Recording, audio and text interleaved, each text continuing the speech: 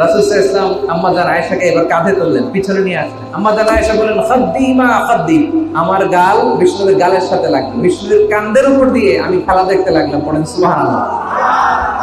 সুদানি সাহাবারা তীর বল্লম বর্ষা নিয়ে মসজিদে নববীর পাশে খেলতেছিল। বিশ্বনবী তো যেতে পারেন, কিন্তু আম্মা জান আয়েশা রাদিয়াল্লাহু তাআলা আনহা যেতে পারেন না, ওনার জন্য পর্দা করা ফরজ। উনি উকি ঝুঁকি মারছিলেন দেখার জন্য। রাসূল সাল্লাল্লাহু আলাইহি ওয়াসাল্লাম বুঝতে পারলেন। সহিহ বুখারীর বর্ণনা, তিনি জিজ্ঞেস করলেন, ইয়া আয়েশা, তোমার কি খেলা দেখতে মনে চায়? আম্মা জান আয়েশা বললেন, নাম ইয়া রাসূলুল্লাহ, আমারও দেখতে মনে চায়। স্বামী স্ত্রী একসাথে মিলে ঈদের দিন খেলা উদযাপন করেছেন, খেলা দেখেছেন, এবং রাসূলুল্লাহ সাল্লাল্লাহু আলাইহি ওয়াসাল্লাম শুধু নীরব দর্শকের ভূমিকা পালন করেননি। আমরা যখন খেলা দেখি, গোল যখন দিতে পারেন, আমরা বলি এই যে গোল গোল গোল, মানে কেমন যেন খেলোয়াড়ের সাথে আমরাও ছুটতেছি, ঠিক কিনা?